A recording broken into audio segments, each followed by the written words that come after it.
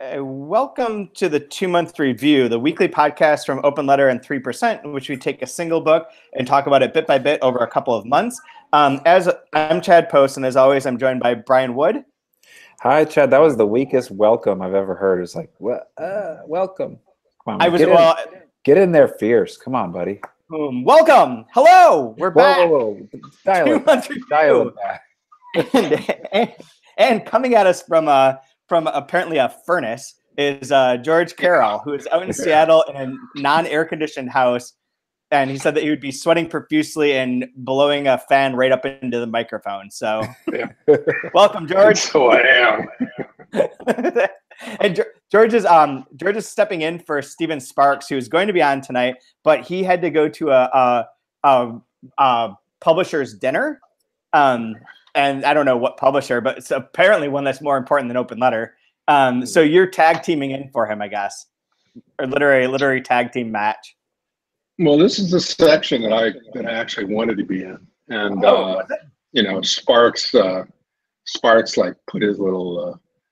So I'm glad Sparks isn't around. You know, I'm sure that he's like, you know, in some like really great San Francisco restaurant with Yamazaki and the whole gang. And listening to books that have $1 million.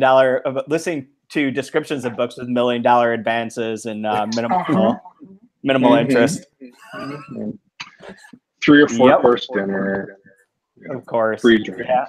That's how. Yeah. That's yeah.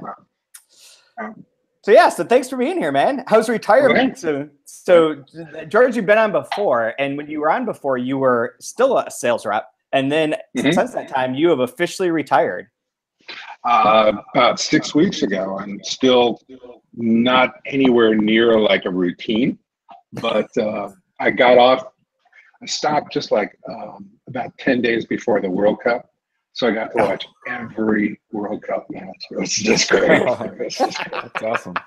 That's perfect. So now I'm taking a little bit of a breather, and then a week from Friday? Yeah. Yep. Week from Friday's Premier League. I'm in. Kicks off right away. Who do you follow for Premier League? The Spurs. Okay, very cool.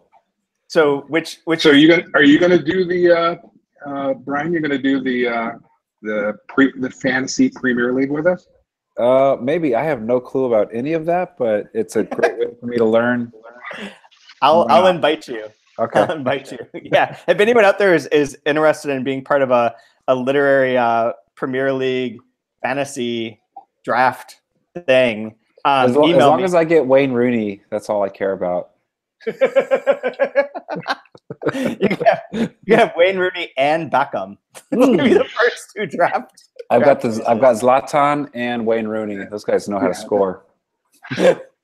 Word. This is true. So I got to see a nice bloody picture of Wayne Rooney a couple of days ago. I saw that. Yeah. Oh, really? I haven't seen this yet. Yeah, he broke his nose. Oof. Yeah. That usually has a lot of blood. Too bad. Yeah, I've been gone. The reason we had another week off is I was in the woods in Prince Edward Island with my son, and we had no good internet service at all. It would have been worse than the Irish experience. Like much worse. It was interesting. Just a few weeks ago, I was watching one of the Croatia games, and one of the guys was Croatian, and the other guy I was watching it with was Serbian. He was a Serbian Muslim, and the other one was Croatian. I guess he would probably be agnostic. But it was a strange. It's like we were like trying to grill, and like you had to use like, hey, can we use these tongs? He's like, no, just use separate tongs and it's fine. Like we can use the same grill because like we're doing hot dogs and stuff. But no, it was a trip reading this, you know, about the war and everything like that. Yeah, I was hanging out with a Serbian and a Croatian watching the Croatia game. It was fun. That sounds like it could be the setup for a joke. Yeah, that does sound like a setup for a joke. I still have no clue about what happened. Hey, Isaac, in Yugoslavia between 91 and 94, but I just started watching a 9-hour documentary on it called, I think, Death of Yugoslavia. So I'm about 30 minutes into it, so I'm starting to learn a little bit. While that was going on, interestingly enough, and when I was in high school, our I don't remember what the class is actually called. It was like a civics class or like That was my sort blunt segue into the book, by the way. Yeah, I'm picking that up. I'm picking that up. All right, hit it. Yeah. So we had a teacher in which we spent the entire semester only going over the Yugoslav war because it was when that was going on. It would have been 93. So it was that spring, so trying to contextualize everything that's happening. And at the time, I thought, like, I kind of get this, and it seems like a situation in which you can't really get out of it in any clear-cut way. There's no like everyone's bad. everything that's happening is bad, and everyone's killing each other. And if they just don't decide to stop, this won't end itself. Was sort of the impression I was left with. But I used to know a lot more than I do now. Although it comes up in a lot of Dubravka's books, including this section, which, as your segue, is part 3, The Devil's Garden, of which we're going to be talking about the first half of it this week and the second half next week.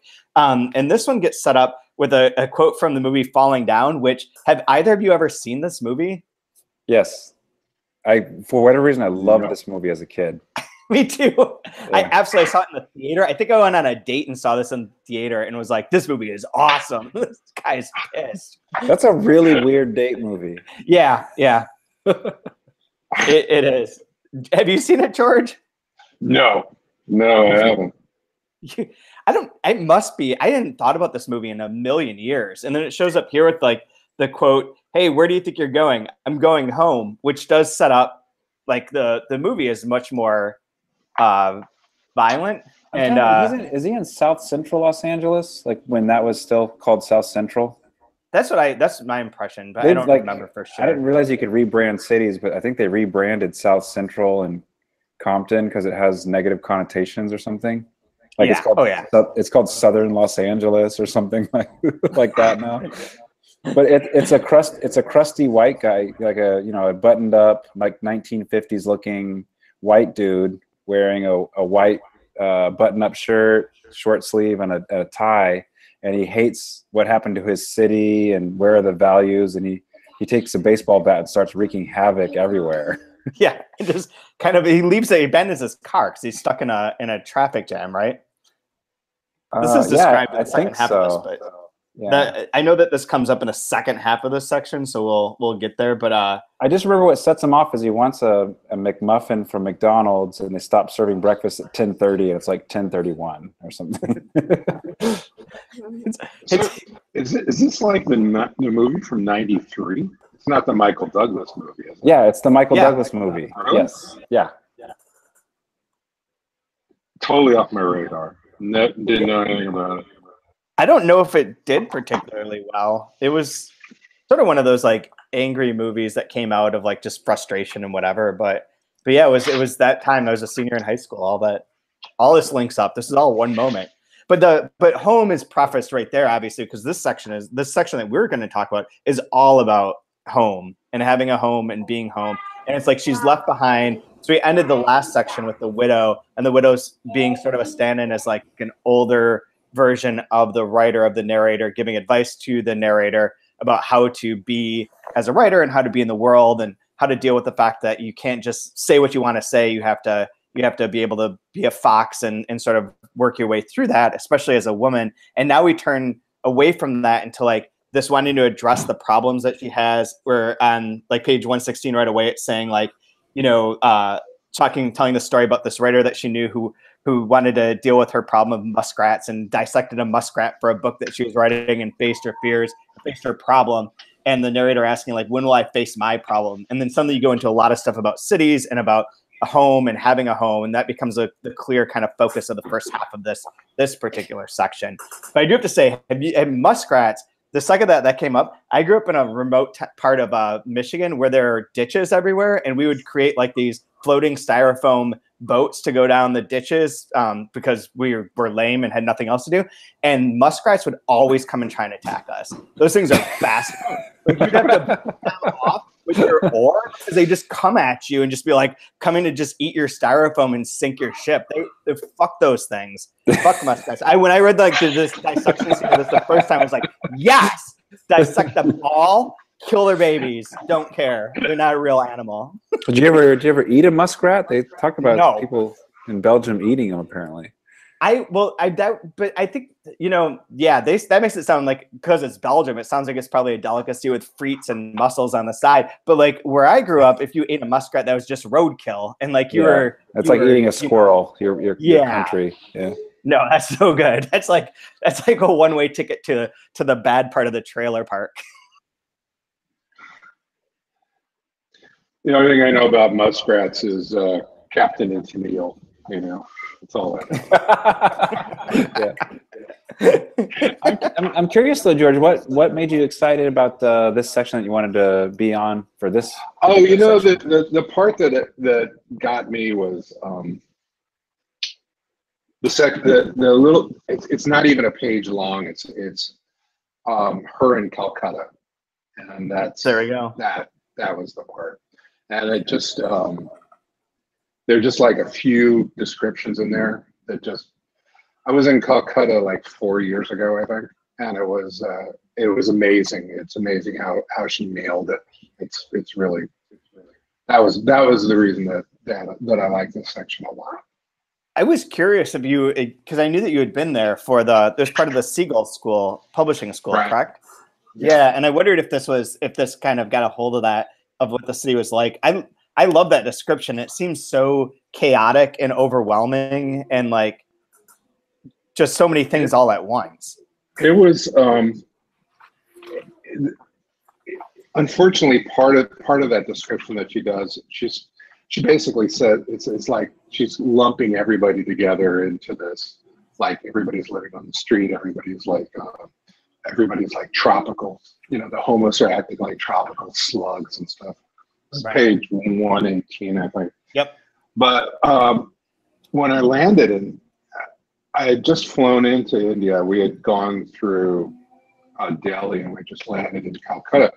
And if you looked on the on the weather app, it just said, you know, usually it's like cloudy, you know, rainy. It just said smoke. And when we landed, it was just smoke. It wasn't even haze. It was smoke.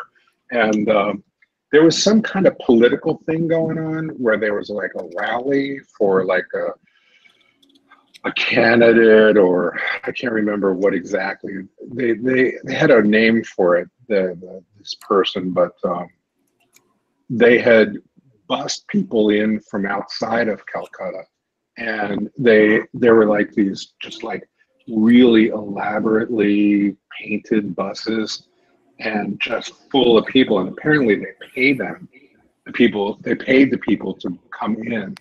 And we just hit this, like, we land, it's dark, it's smoky, and all of a sudden we're in this huge traffic backup, like, you know, with all these buses going like 2 miles an hour. When we finally got into Calcutta, it was like, we checked into this guest house. And I went into my room and picked up I looked at the sheet and picked up the sheet, and it had like all these little tiny holes in it. I went, okay, we're not staying here. We're out of here. And so I had gone with Rick Simonson from Ellington Bay, and I just texted him. And you know, I hardly ever texted at that time. I just said we're out of here. We're gone. We're out of here this morning. But it was, you know, the people were amazing. You know, they're just the poverty is amazing. You know, it was kind of cold at night, so people were, you know, I think the smoke was because people were creating fires in the street, and you know, unfortunately, they were burning stuff like plastic bottles and shit. So it was like, it was insane. So it does have that chaos. She just nailed the chaos of the place. That's the part I like. The part that my favorite line in there and 118 is towards the bottom. It says, on the street, people rolled out their rags, their sheets, their coverlets, and draped them over the fences that ran along the road. The people seemed to do little else than air their mouse holes, wash, trim hair, shave, copulate, give birth, die, pray to their gods, defecate, prepare food, raise children, feed their livestock, and all this on the street, which right up into that, and all of this on the God. street. It's like, well, that's everything you can do. that's like everything. And then, but then the on the street adds that little bit of a like, oh yeah, okay. Oh, Yeah, it was like, you know, there were people on the street like cutting hair and shaving other people, like there were barbers like on the street. It's a pretty amazing place. It really is amazing, you know. And then in the middle of all that, sort of in the middle of all the kind of chaos, there's, you know, you go into the Siegel offices, and it's like you're in a gallery, you know. It's like all this art's on the wall, and it's amazing. It's amazing. But all the people I met there are just like phenomenal. But the food was insane. But it is kind of chaotic. And when you drive into town and you drive out of town, they're like pylons with like rebar sticking out of it.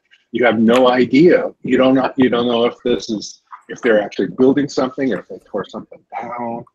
I don't like across from the school, there were these guys, and they were carrying up like bags of cement, of concrete, and they did it the whole time we were there, and they were just like walking up the scaffolding. It was pretty amazing. And I'm not big on chaos.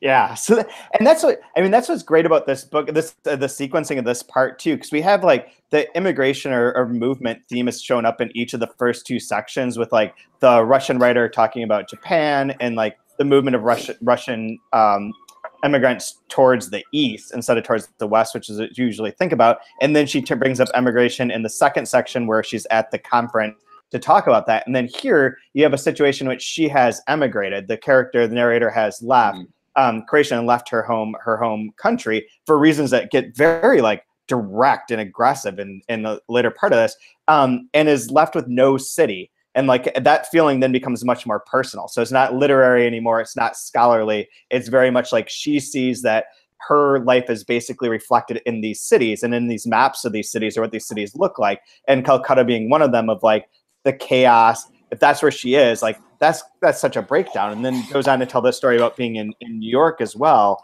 and like all the different things about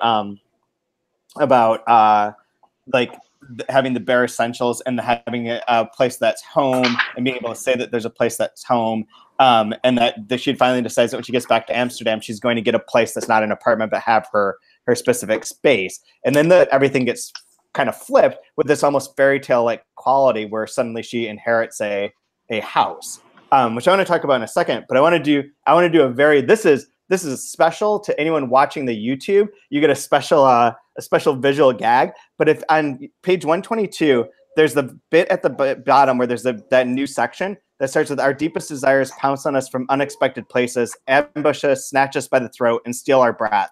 I was in New York one July after spending 2 semesters in a small American college town on my way to Europe, but not going home because I no longer had a home." And that she's done a few times in her life, but just today, we got a special like unpackaging thing. I know on YouTube everyone's always unboxing stuff or unwrapping things. So I figure to tie into that trend, I can unwrap for you guys the brand new Dubravka Ugresic book, American Fictionary, which is a series of essays about living in exile in America, teaching in Middleton, Connecticut, during the Yugoslav War, and writing about the differences between what's going on with things here in America versus and what people are obsessed with and concerned about, like jogging and donuts, versus like what's happening in Croatia at that point in time. So special unpacking, American Fictionary. It is here. It is going out to reviewers and bookstores tomorrow. So is that your advance? This is our finished version, finished copies. Is it your first? Is it the first? Is it an advance? Yeah, sort of. Well, yeah, yeah. So first one. So you all get to see it here. Who's watching? And if you're listening to this, you should watch the video and subscribe, because then you get to see fun little things like that. So wait, so that's a collection of essays, correct? Yes. Yeah. Yeah, because I thought this was really fascinating. This part starts off very essay-like, with the history of the muskrat and all the facts and figures about how it works in the world. And then we get to that part 2, and it turns into more fiction and more narrative. It's a really interesting shift. Yeah. It was more prominent here than it was in previous sections, I noticed.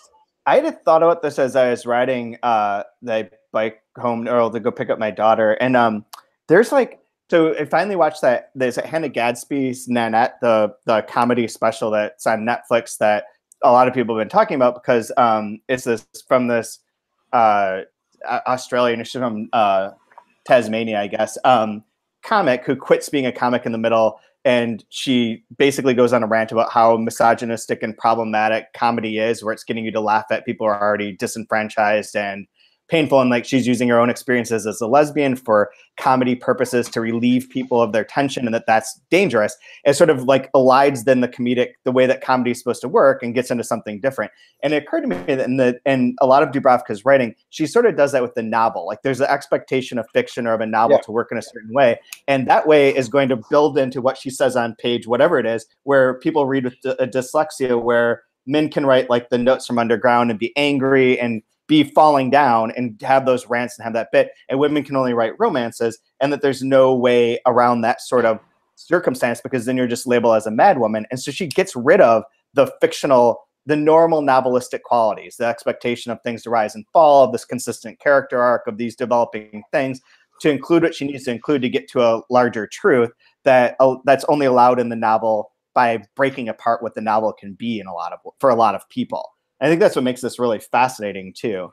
Yeah, there tends to be like this sort of like twisting and writhing between a familiar essay form and then back into a novelistic form. It's really fascinating. I really enjoy it quite a bit.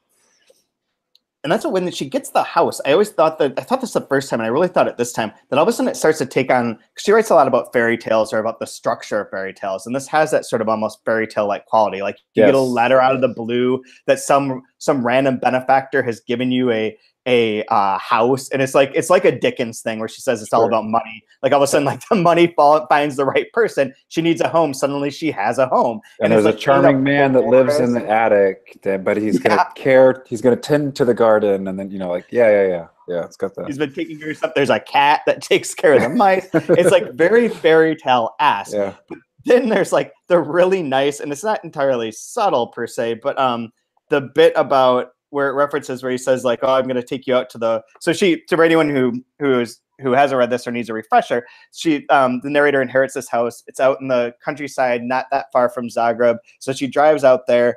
So it's a beautiful little house that's all taken care of out in the middle of a farmland or in the middle of a forest. And she goes inside and finds that there's been a guy that's been there, tending to it since the owner had passed away, and the owner had been a fan of hers. So he decided to leave her his house because he didn't have anyone else to leave it to. And the part that's sort of that's sort of like a series of literary like little bits is when towards the end of the section we're talking about at 140, she mentions the orchard, and he's like, "Oh, I'll show you the orchard." Shows her the orchard, and then which immediately brings to mind Chekhov. Chekhov's then referenced. Was it Chekhov? Did I know? True, the orchard wasn't whatever, but so Chekhov gets mentioned, and then the next section is all about how the guy that's living there is a deminer because there are so many landmines that were left strewn throughout Croatia that they hired people to help find these mines and get rid of them so that it would be safer, because there's at least 60,000 mines left behind from the Yugoslav war. And so you've got Orchard, Chekhov, and the mines, which is sort of a nice foreshadowing or bringing up that whole Chekhov's gun scenario. But in this case, the gun is a landmine. Do you know what the World War II reference is with the Devil's Garden? Do not. Oh, this will show you how tricksy she actually is. I don't know why I know this. I was fascinated with General Rommel. He was a Nazi general. I think had a panzer division in North Africa. And apparently he was the one that was supposed to be defending D-Day, but was like sick or with his wife on the D-Day invasion. So he wasn't there to stop the Allies. But he had a defense line called the Devil's Garden in North Africa, and it was like barbed wire and like millions of landmines. It was called the Devil's Garden. And then his nickname after what he did in North Africa was the Desert Fox. So Rommel had a nickname as the Fox, and he had a Devil's Garden of landmines. in World War II, which she does reference World War II in here with the dates matching the Kosovo Wars. So like, yeah, this lady is insane with the way she buries references and trickiness and like she went like 9 deep on us there. And that's amazing. I'm trying to see. I don't think that's a reference in here, but that's incredible. Here's to you, Dubravka. That is. I assume that's what it is because it matches up perfect. Yeah. I mean, it has to be purposeful. And oh my gosh, dude, she's good. She's really good. Yep. Absolutely. There's I'm not. And I don't know if it mentions it later in the. But it was the first thing I thought of. It was the first thing I thought of when I thought of Devil's Garden. I'm like, oh, is that Rommel, the desert fox? I wonder. And then the landmines come up, and I'm like, oh, okay, maybe it is. That's wild. And there also is like the reference to her father having the war injury that seems to be like a shrapnel, right? Yeah, inside. Which you would get from a mine. Yeah. Yep. Exactly. Yeah, she is no joke. Yeah. Yeah, it's really, you can't not pay attention if you miss something. And also the wordplay of like where she goes to the house and she starts referring to it as mine, as my house, my things, my invader that comes in, all the things, and mine are also a nice little like linkage there, which just is funny. Plus, and Rommel was the bad guy in the TV series Rat Patrol, and rats are related to muskrats. This is true. At all times. All of them. And also the dormice upstairs in the attic. Yeah, exactly. It's all. It really is. You can't not. Well, no, because there's also the connection of switching from partisan to homeland, right? Yes. Yeah. And then the idea of home, like going home and having a home. And the homeland, and home being a kind of fraught situation there. Like you fought for your homeland, which is not necessarily the best thing for Yugoslavia and for most people. That section where she goes on the rant about like not having a home and leaving her, forsaking her home, is intense. Like, and that does speak to the experiences I know of it that Dubravka really had, and that Ellen talked about last week a little bit. But it's very hard to read, and like that like she went through some of these things. So like having left home, and it just goes on and on and on, a series of questions. But like, did my friends write me off, watching silently as the powers that be batted me about? They the cat, I the mouse, showing an indifference that iced my blood in their veins. Did they ever wonder where I was going? Would I be back? Did I need any help? Look, after all the years we'd spent as friends, weren't they interested in these trifles? So what about later? Did they ever seek me out? Isn't 20 years long enough to think at least once of one's lost friends? Like, that's really harsh. And like all the stuff about like the publishers' catalogs, everyone that like is there that just ignored her, and the fact that like they didn't even criticize her books or damn her for being like having left Croatia. They just ignored her, which is way, way worse, more painful to deal with. And then to go back to that home where you've now inherited a home has like a lot of like emotional baggage along with it. Just really, really, really good. I read slowly, which of course is a big liability for being on the best translated book award jury. Fact. But it takes me like I'd be nice if I was reading a book a week or so. But of the books that I've read this year, I've read some really like some of the big books this year. This by far is the smartest book that I've read. I mean, it's amazing, and I think it'll end up being the smartest book that I read because of all that interplay, of all like every page there's something you go whoa, and you don't know if it's all true, but it's a novel. It doesn't have to be. It's a novel. True. Yeah, it has to be art. And I think it does, and it's building. And like we've got more sections that will keep kind of coming back to these themes and doing more with them. But this one is this part so far in here is really incredible. There's one section that we talked about this in my class, which I bring up a lot on here, but it was one that is a bit complicated. And I kind of wish we had asked Ellen about it before, and maybe we'll ask her or Dubravka later. But on 136 and 137, there's a bit about where the local kids are sort of like intimidating her by calling her auntie. And it says the children were recruited in the world mama from American urban slang into auntie in Croatian, and that was likely enough how they dressed all women who didn't fit the category of grandma. So it's like clear, like you get what's going on. It's one of these interesting translation problems of like, how do you translate things from English into another language to have a meaning in that language? But it's all implied. Like it all makes sense. Like auntie is sort of a dismissive, like way of referring to a nondescript like woman who's not a grandmother and is above a certain age. But then it has the interesting part of like, I wondered what kids use as a retort these days. In my time, it would have been change the record or switch the channel. What would the analog be now? Reboot? Which is interesting because that's one part where like I don't know what that connects to exactly. Like I don't think I've ever heard that sort of retort, and I can't think of what would be analogous exactly. Well, so in the 90s, you'd say I got to reboot the computer, but people don't say reboot anymore. But I remember saying that. Like, yeah, I don't remember ever saying like, change the record or like a 380, an IBM 386. I'm constantly rebooting my computer. Yeah, exactly. Restarting, but I think that's an interesting, like, tricky translation. Yeah, that one stuck out to me too. I didn't catch it, what it meant, or. I mean, the whole thing, it makes sense, but I don't know I feel like there's still something more there that if you ask Dubravka or Ellen to unpack, like, what that kind of train of associations and of like semantics of those words are, I bet it's really interesting, but I'm not sure that I know what it is reading it here the second time. Just swipe right. Swipe right. Yeah, that's the new one. That's it. That would be it. Swipe right or left or whatever. I don't know which one's which, but swipe one of the ways. Yeah. I always hear this and I can never keep it straight. I have no idea. I think it's swipe right because that's like pass, pass, pass. Or is that right? You're swiping towards the left. Okay, swipe left.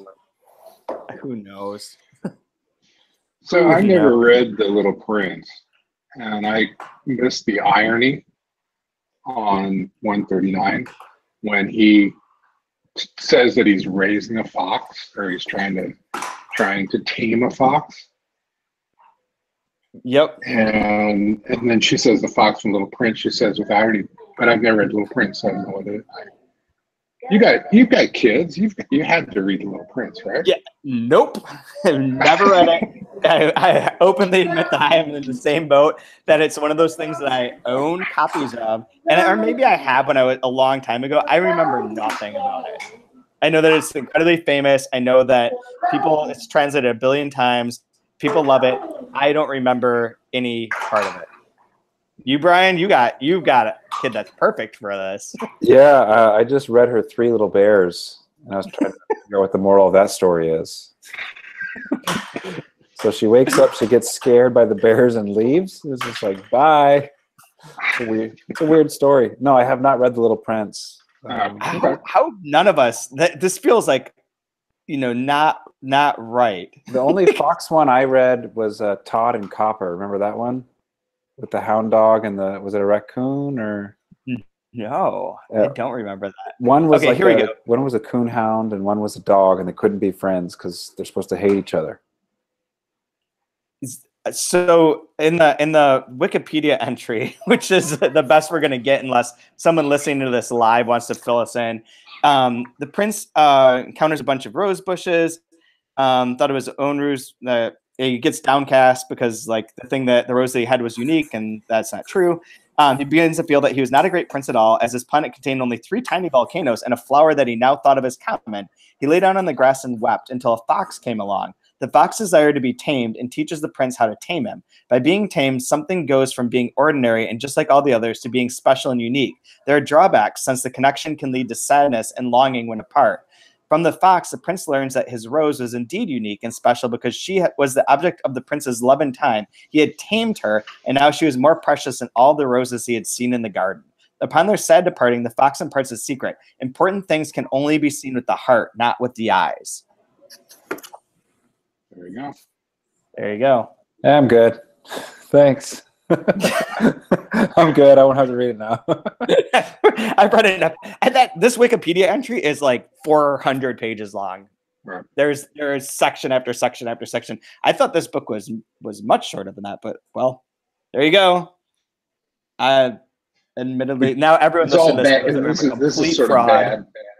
It's bad because I've got a copy of The Little Prince downstairs, and it's and it was Raj Schwartz translated it, and she gave me a copy of it when I was in Calcutta, and I brought it back on the plane with me, and I've never read it. Never. She gave me a copy as a gift as well. Had the same book. She must have got like, a zillion, comps out of that baby. Maybe she just didn't get paid for it, Hopefully she's just not listening.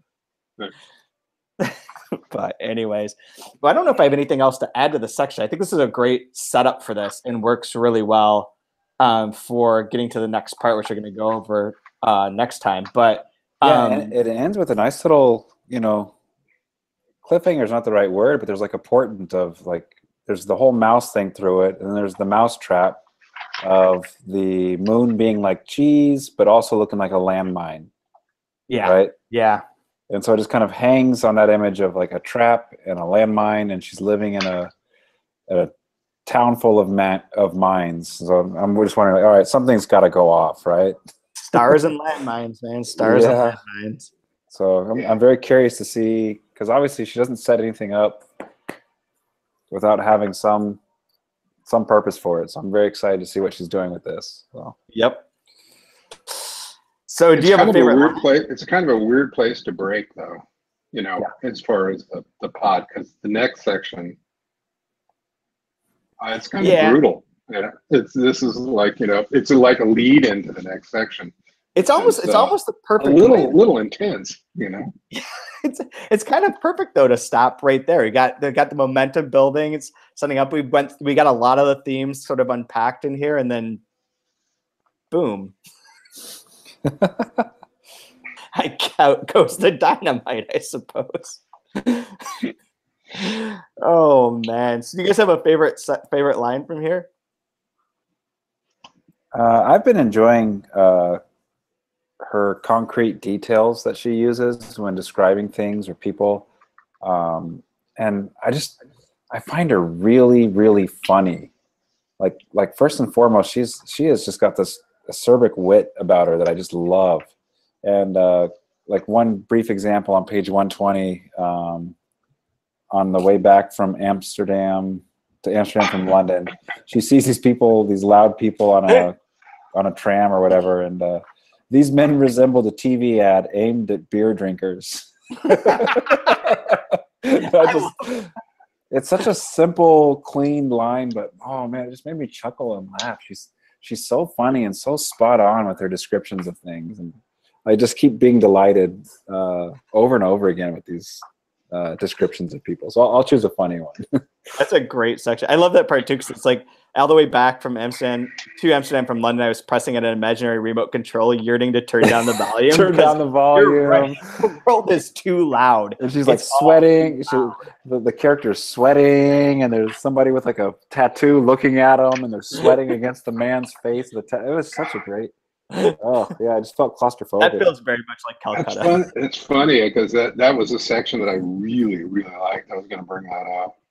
It's it's like so close to like a panic attack. It's so close to it. Yeah. My airplane anxieties that it's like, oh man, I get it. This is sort of taking it in a different direction, but in the middle of camping, in the middle of a KOA in the woods, it's usually pretty silent. It's like the first time you get away from when you're out camping, where everything at like 11 o'clock is just silent. And it's nice. It's very cool for that to happen. But in the middle of one of the nights when we were out there, all of a sudden I woke up because I heard someone just screaming, and this guy was just screaming, "You motherfuckers, fuck you motherfuckers." And there'd been some sort of confrontation. And to get us all together, the guy went storming off, because I could see sort of out of my tent window. He went storming off and yelling at people, and someone was yelling at him to go take a walk. And this is in Ontario. You can't act like that here, blah, blah. And I thought, this guy's going to go get a motherfucking gun and come back and just annihilate all of us. Like, this is the Ontario. This is Ontario was the greatest line I've ever heard. But I was literally like, it was like the falling down moment of like, this guy's going to lose his shit. And there's nothing, I'm in a tent that is fabric. Like, this is how it ends. This is no good. Which is a random off take of that. But do you have a favorite line, George? It's like that whole Calcutta section. I can't really find the line in particular that I really like out of there. It's all, Okay. the one that you read about, on the street, people rolled out their rags, blah, blah, blah. That's probably the strongest of the lines in that section. But yeah. I really like that. And the one, Calcutta has the feel of a well-lived chaos, though this chaos could have been a synonym for frenetic organization. That was my other one that I really liked. The one that I was going to choose ties into yours, Brian. Too often, the words and sentences said by people I was talking to and strangers on the street or on a tram sounded weird. Which I love. It's like when someone says "happy as the day is long," she's like, just all of a sudden it doesn't make sense. Like it just sort of is a weird phrase. Sounds. I do like the part that ends the section where it says, "I don't remember when I last saw stars." I said, "The stars are all we have." He laughed. "Stars and landmines," I added. It really sets up the next section, I think. Absolutely. Yeah.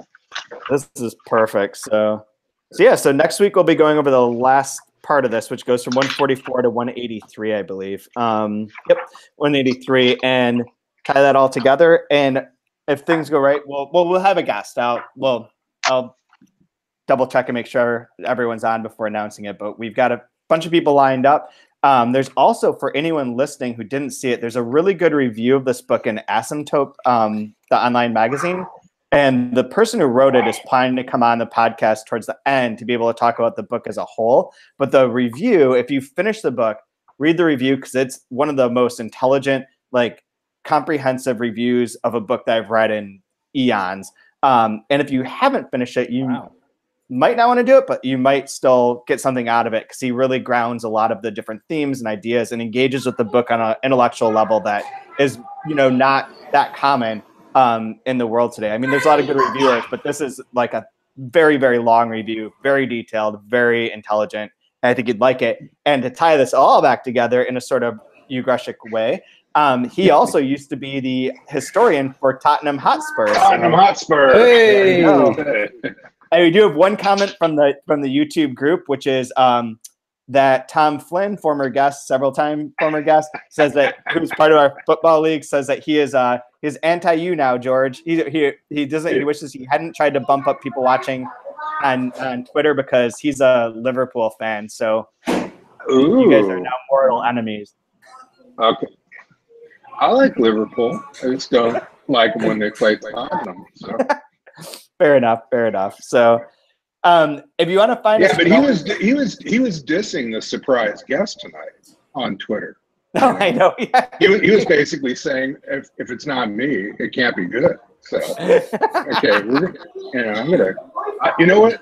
During the draft, I'm gonna draft nothing but Liverpool players. I'm just gonna draft. My team's gonna be all Liverpool, and I'm gonna make him buy them from me. An accelerated price.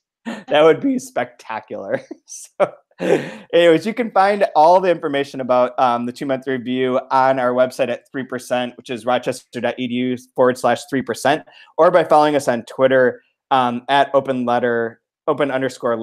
I'm trying to be post on all those things, although I'm barely using them anymore. Brian is Brian Wood _. And George, are you on Twitter anymore, or did you got off? Yeah, I'm on. Phrasing. Yeah, barely. I've got 3 followers, and I follow 6 people. I think, so. Solid. Well, would you want more? INTL literature, Intel literature. Perfect. That's it. There you go. So you can follow everyone. But you can follow me, and then you'd be like the 4th person to follow me, or 5th. Maybe. I'm gonna maybe get Tom on. Flynn will follow me now that he knows that I'm gonna follow you right now as soon as I find my phone charges. I'm on it. so thanks again, guys. Thanks for coming on, George, and we'll be back next week with the next section of Fox. Awesome. Bye, guys. Night.